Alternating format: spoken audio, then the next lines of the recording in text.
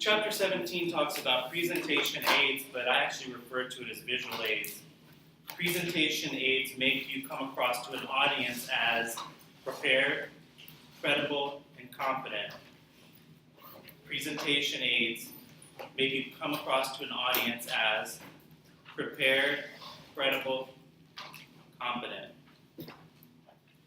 And the purpose of using a presentation aid or a visual aid is to reinforce your spoken words, but not replace the words. The purpose of using a presentation aid or a visual aid is to reinforce your spoken words, but not replace your words. Don't let your visual aid do the work for you. A lot of presenters in professional life or even in the classrooms, they like to put paragraphs in the slide. They like to have videos that last more than 30 seconds. And that's actually getting you off easy. It's like a crutch that you need to get away from because it should be very minimal what's in the slide. And the textbook author actually created these PowerPoint slides that I show to all of you. And they, in some circumstances, they actually have too many words in some of their slides. So try to think of it as just having clauses, which is a phrase that's not a sentence, in the PowerPoint instead of having a sentence. And don't have a paragraph and don't have more than 4 lines of type in a slide. I always say to the students, don't be afraid to have 30 slides for a 5-minute presentation. You're not having to pay per slide, so I'd rather you have us listen to you talk and then have the slide change as long as it matches what's coming out of your mouth. And you wouldn't want to have at the very beginning of your PowerPoint presentation or slideshow, you would not want to have a graph up here that's showing something from the body of your speech, like a pie graph or something. Because what happens is, as you start, if I was to actually begin my speech right now, that's going to be very distracting. People are going to wonder why it's behind me, and they're going to start reading it and trying to interpret it instead of hearing the message out of my mouth, which would be my attention getter, my intro. So remember, the purpose of using a presentation is just to reinforce your spoken words, and there needs to be some what's it called? There's actually a word for it.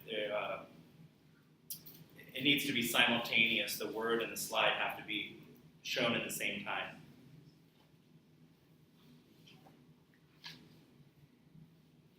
So in this lesson, you're going to learn how to use presentation aids strategically, how to work on presentational aids, select the best aids, be familiar with presentation software.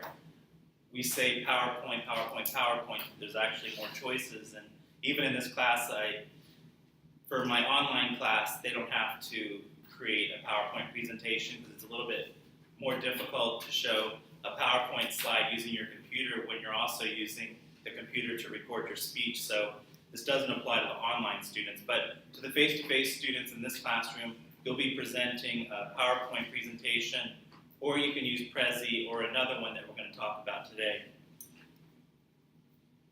And I want you to get the most out of it and realize that some visual aids are a little too simple. A lot of students think that showing just a t-shirt with a sports team logo on it is enough of a visual aid while they're talking about their favorite team. It really needs to help us understand your main points a little bit better. That's the reason that we show a visual aid. So this slide is actually just backing up what I said in my intro, that words of the public speaker are not always enough. Sometimes audiences like to see and hear at the same time. And you might discover that using graphics, showing a photo, or even some music will, supplementing your words will actually make your audience pay attention better and remember better. So it's really to your advantage to, in all of your speeches through life, to try to have a visual aid.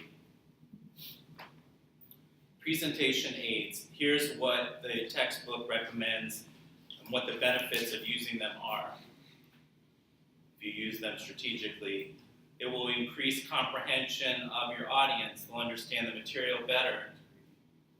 Especially if you're telling about a location, far off land that you're describing, you'd want to show us a map of where it's located. Maybe if it's some really deep statistics that change over time and over years, you want to show some type of a line graph that shows the years and then the increases. They also, visual aids facilitate organization. The audience will be able to follow you better because they can kind of see whatever your introduction says about, oh, I'm going to cover 3 points about the economy. They know that if you have the slides organized well with one main point on each slide, or maybe 3 sub-points and a main point, they know that you're going to be getting to all 3 of those points about the economy. The slides also direct attention to the audience so that it does take eyes off of you and they go to the visual aid a little bit. You can add drama by having some photographs. Think about if you were giving a persuasive speech on animal cruelty, just think about the images that you might include in that PowerPoint presentation. Communicate concisely. There could be an aura of professionalism. Your choices for visual aids usually out when you're speaking could be a flip chart, a magic marker where you write on a big piece of paper. It could be a poster board where you've carefully written the letters. None of them that look that professional unless you had some typesetting or you created a banner and went to one of those print shops and had a big banner created or a poster professionally laminated in nice images and colors. Very expensive though. So that's why it's kind of easy to have this software to create everything. You'll be less apprehensive about giving a speech when you know that your organization is right up here on the screen. This is an important slide for you to know all the information on, and I'm going to add some more details for you to write. Audiences receive more than 80% of all information from sight.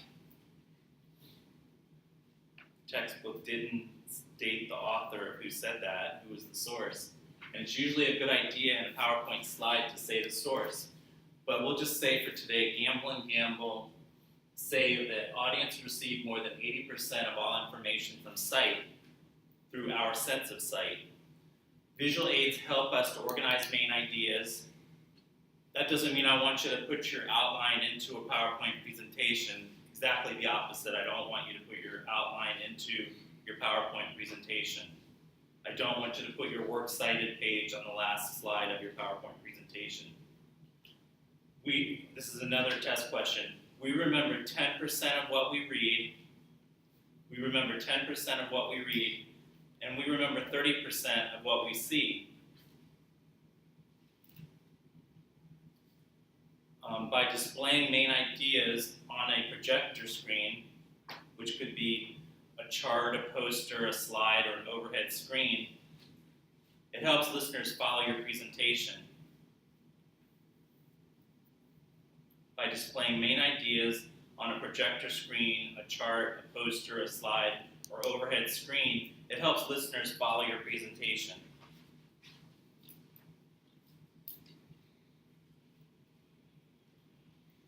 Audience members appreciate it when presentations that they go to combine oral and visual language. They expect these visuals to be so well done that they'd be able to easily follow along and remember things a lot better because they saw it in the slide. But they have to be used correctly. Other forms of presentation aids could be a real person. If you're going to do a demonstration maybe on how to draw somebody's blood, come up, jab them in the arm with a needle and demonstrate. Or maybe CPR. There's also some other ways that people could, you might want to have your audience do some exercises. You could also have props and models. And a model is just a small representation of something larger. In the textbook, you should look at all the definitions in the book of each one of these.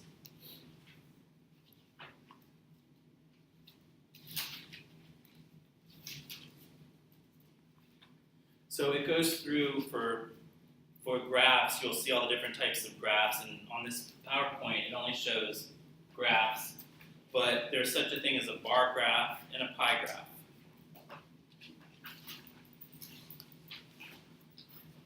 And these are on page 288, 289.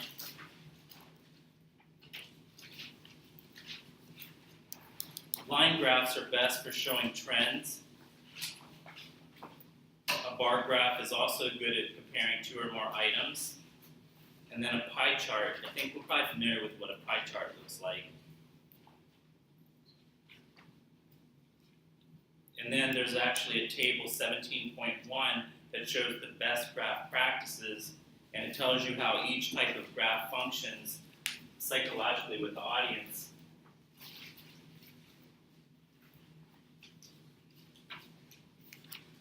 We're going to further explain each one now. So a real person, it can be effective if you are not too distracting with the person that you're including in your presentation. You should rehearse with that human visual aid so that they don't mess up your grade by trying to be humorous when it's distracting, or the presentation really wasn't supposed to be humorous, it was supposed to be serious. The human visual aid should be subordinate to the speech. You should not take over the presentation. So don't have a conversation with your human visual aid. It's actually better for this class not to have a human visual aid, unless it's something that you really have to show us on a person. And I have seen the CPR drill, and I have seen the blood taking. Don't change a baby's diaper. We talked about that before. Don't bring a live baby in here. Don't bring any animals in here. Live snake, I think the textbook talks about how problematic it could be to bring a live snake. So don't do that. Props, that's actually what they call a snake, a prop. An object with the power to compel listeners to focus their attention on the message and better understand your subject. And here's a test question. If a prop would be too large, small, dangerous, valuable, or fragile to carry around, you might use a model in its place. So maybe a fake snake would be better. Don't have your visual aid so large that you can't transport it. It can be used to illustrate or reinforce main points, but it has to be visible to the entire audience. I have had people bring in little tiny items and just hold it up, and I'm going to pass this around. You should never pass anything around during the presentation. Also, it might be better to have an image on the PowerPoint than to bring in the actual item as a prop. It might be better to show it larger on the screen. Photographs are very common for a PowerPoint presentation or any type of software. So the textbook calls it photograph or color copies. And on the test, it says that photographs can be effective if they're visible and seen by everyone in the room. So just holding up your 4x6 photo or in here, if I were to just hold up a photo, it wouldn't be good enough. It really needs to be blown up more. Also, avoid passing anything around while you're speaking. If you have, maybe you are giving a talk on Social Security, how to apply for Social Security or food stamps, and you have a brochure, you've got everyone in the class a brochure, wait until the very end to pass it out. It's very distracting if you do it in the middle of your presentation because the eyes in the room will follow where it's being passed instead of looking at you. And if you have photos from your favorite vacation and you were given this speech on Mexico and you have a stack of photos and you say, here, you can pass these around, all of a sudden everyone's going to be wondering where the stack is, where certain photos went. You lose your audience when you do that. So I told you already that graphs can show trends. If you're trying to describe complex information, especially financial information, it's better to show it in a graph. That way you can show the growth, the decline. Both a line and a bar graph are useful for comparing or contrasting two or more items. The line and the bar graphs are useful for comparing or contrasting two or more items. With a pie graph, this is on the test, you should show between 2 to 5 slides or divisions within the pie. So divide that pie up from 2 pieces to 5. And they're good for showing percentages. You know, the whole pie would be 100%, and then the slices show the percentages that you're trying to show make up a larger pie. Infographics, composites of information, illustration, and design. That's the definition.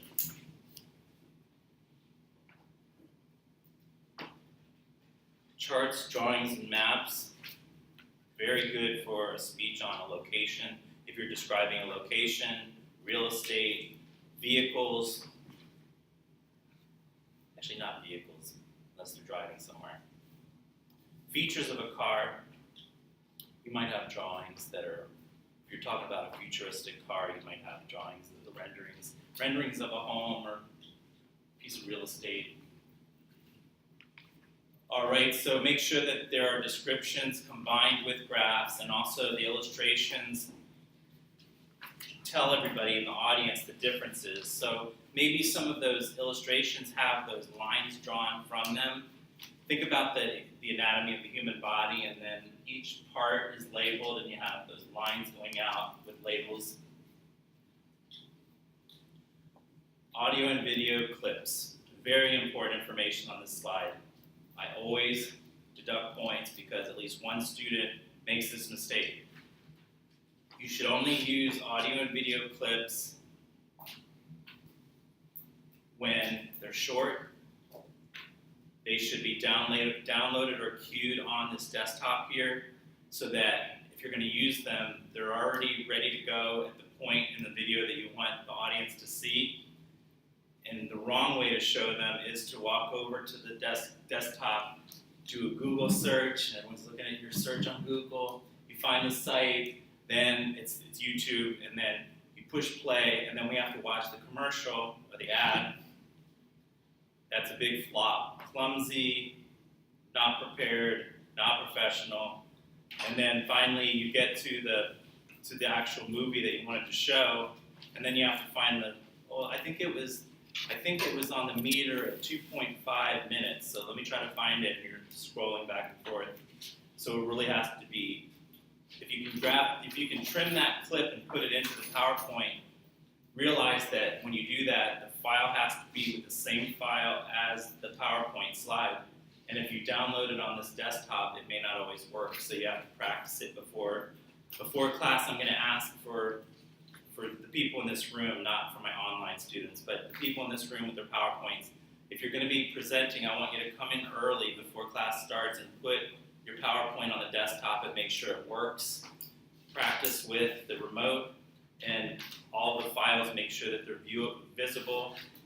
If you don't carry everything on a flash drive and you do it through your email, then there have been problems with students where their version is not compatible with this desktop, and then they tried to open the email and the PowerPoint wasn't working right, and they're all upset saying, what am I supposed to do? And I said, well, you just lost those points because you need to plan for these things by having a backup. You need to come in early to play it and see if it works, and avoid those type of mistakes. So I said that they should be short, they should be queued before the presentation. I'm going to go ahead and read from the book on this part because the book actually gives more details about videos. Video clips. Using brief video clips in a speech can establish your credibility as well as increase the audience's interest, memory, and understanding. Imagine speaking about football and the risk of injury and then showing a video of a player being tackled during the game and suffering a concussion. Showing the segment during your speech provides an immediate dramatic impact. You can find videos at YouTube, Vimeo, Metacafe.com, and DailyMotion.com, among other sources. To be effective, the clip you use needs to be short. Very important. No more than 30 seconds of a 5-minute speech should be the video. You want your audiences to remember your words and not the video. It also needs to be queued up or downloaded prior to the presentation start. If you will be using your own computer to show the clip, be sure you have compatible files in your own computer to show the clip. Be sure, I repeated that, or cables to connect to the classroom projector. And remember to double check cables and to make sure that the video will transfer well to a bigger screen. A video that is of low quality or too pixelated will not enhance your presentation. Think carefully about the audience and other constraints before showing the clip. You don't want to isolate or offend the audience by using a clip that is too violent or generally in poor taste. Whatever you select, be sure to introduce the clip to the audience, meaning tell us what you're about to show us and say the source of the video. You want to prepare us, the audience, for what they're about to see. And then video clips work best when you're able to integrate them smoothly without an interruption in your speech. Don't show a video in your conclusion, and I really don't even like a video in the introduction. Most of your example statistics and content involving evidence belongs in the body. So you would show a video to support a main point in the body of your outline and speech. So we would expect it to be somewhere in the middle. It's really looked at as an afterthought if you give the whole speech and then instead of giving a conclusion, you say, here's what I was talking about. You push the button and then we watch the video. That's really bad. So you would introduce the video in the middle of the body, let it play for less than, 30 seconds, and then afterwards say, by watching that video, you can all see the type of head injuries that happen. And then another point about the computer and how clumsiness always comes into play. If there is a visual that's on the computer that you didn't put into the PowerPoint, and there's ways to do a screen save and grab the image and put it into your PowerPoint presentation slides. But some students still think that they can just grab something from a website. I don't want to watch you do a Google search and find a web page, and it's got 100 different lines of type in all different colors and sizes, and you say, see that right there? That's what I'm talking about. Because you really need to do a screenshot of it and do some type of a marking, and then bring it to our attention and say, here's the website that shows how to apply for blank, whatever you're applying for, and just have it very professionally presented. So PowerPoint is called presentation software, and you can create artwork, you can incorporate sound, videos. Each one of the lines of words that are in a PowerPoint slide, you can have it so that each line comes up individually. The textbook talks about Prezi.com, Google Docs presentation, and then Microsoft PowerPoint. Those examples are fine for this class to use if you want to use those instead of PowerPoint. Devise the content and design the look. Choose the right presentation aids and use them during your speech. Okay, that seems very simple and basic. Think about this though. The photos that you choose should relate to the people in the room. The age, the race, what they're doing should all be identifiable, and common ground messages should come from those photos to all of you. And also, the way that the language is used in the PowerPoint slides should be recognizable to this audience. You don't want any highly technical terms that nobody knows the meaning of in your slide. There's a couple more tips on the next few slides that are important too. The fonts. Content and design tips are in this slide that are very important. You should use a readable font. A readable font would be Arial, Times Roman, I guess. You shouldn't use any cursive, no changing of sizes. There should be no more than 2 font colors used. No more than 2 colors used in a PowerPoint slide presentation.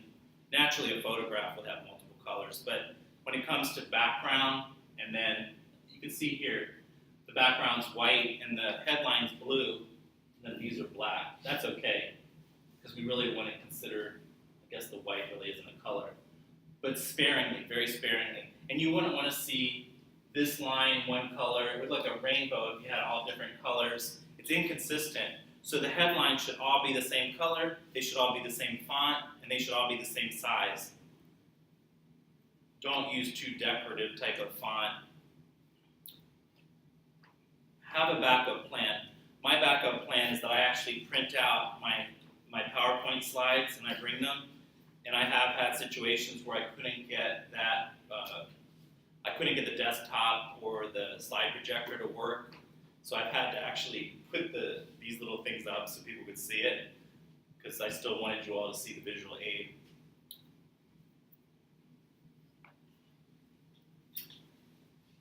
Now, here's something that people lose points on when they're giving their speech. You see that I have my notes here and I try to read from here. Some students stand by a computer and they read here, and that's a no-no. It's also a no-no to stand here and read, and definitely to do this and read. So you have to try to keep your eyes on everybody in the audience and use your note cards to follow what's behind you. So you can, I really don't let people print out this large of notes for the speech, but your note cards can have the same things on them, and maybe have a backup of something like this just in case the PowerPoint fails. But definitely keep your note cards in front of you and your eyes on your audience.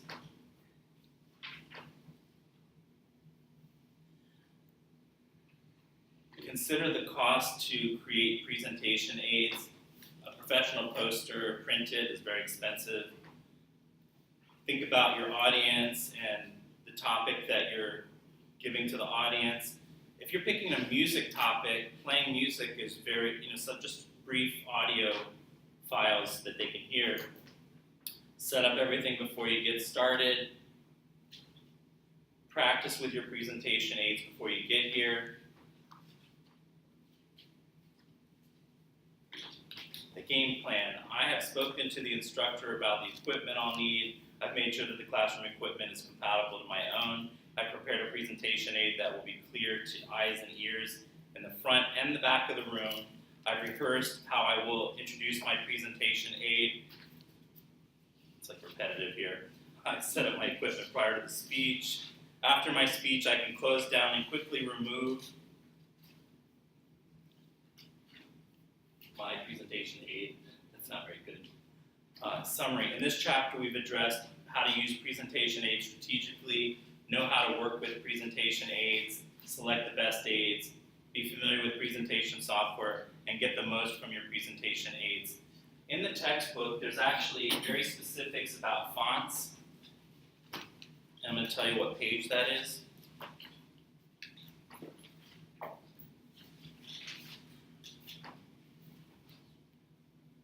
All right, so on page 300, 17.5a, devise the content and design the look. In here it says, use a suitable text size. Use 36 to 44 point type for your main headings, which would be your headline at the top. 24 to 36 for the subheadings. 18 to 24 for text. Nothing smaller than 18 point. And use upper and lower case to increase legibility. Don't type in all caps for your PowerPoint. That would mean you're shouting at the audience. It's just like when you're texting. Don't type in all caps. Don't send an email to anybody in all caps because that's hostile. It's the same with a PowerPoint presentation. Use upper and lower. So avoid clutter. Don't put too much on a slide. Use as many slides as you want. I really don't care if it's 30 slides or even more. Be color cautious. Some people like to put animation into their slides. Just remember that sometimes that's distracting, or it fails, it doesn't work right. You might have a special sound where it's going boom every time a new word jumps up on the screen. You can be creative though, but be creative with your content, meaning your statistics, your images. Remember that we're watching you. You're more important than that visual aid behind. That's just to reinforce what the words that are coming out of your mouth. So if you are not talking about something that's up here, it needs to go dark. Some people try to get away with just having 3 slides as a PowerPoint presentation, and you're probably not going to get a very good grade on the visual aid section of it, but I might actually have to take points off if you do that, because I really need to see visual aids that support the whole presentation. if ever you're giving a speech out in the public and you do have something that's just like one slide or two slides, you would just walk over and you would hit the laptop button the way I just did, because it distracts. If the message back there isn't what you're talking about, you would just keep it black or off, and then you would talk, and then when you're ready to show that to the audience, you walk over and you hit the computer button, and it would come back on. Because we only want to see up there what we're talking about right now. And I'm going to shut it down because I was making that mistake by talking about what's in the book instead of that summary. So, choosing the right aids. Does your PowerPoint slides talk to your audience?